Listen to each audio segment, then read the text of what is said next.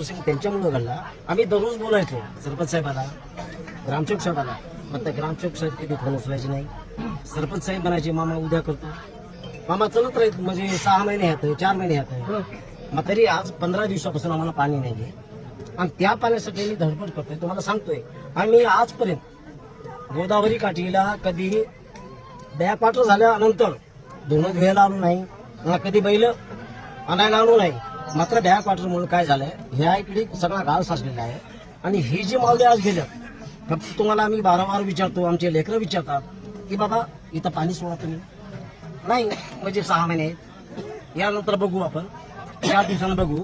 हा प्रश्न फक्त दलितासाठीच का, हा प्रश्न आहे. तुमच्याकडे भरपूर पाणी आहे, तुमच्या घरापर्यंत पाणी तुम्ही घेऊन गेलेलं आहे आणि ग्रामसेवक साहेब कधी फोन उचलत नाहीत. त्याच्यामुळं आज हे 3 जीव जे गेलेले आहेत. ग्रामसेवक साहेब, इथली ग्रामपंचायत त्याच्यावर मनुष्यवधाचा 302चा गुन्हा दाखल झाला पाहिजे.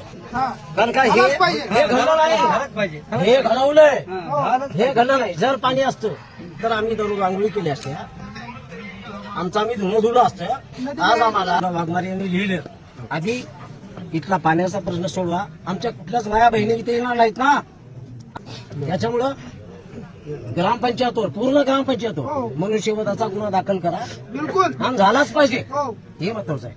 आणि ह्या 3 लेकरांना भाऊ बघणं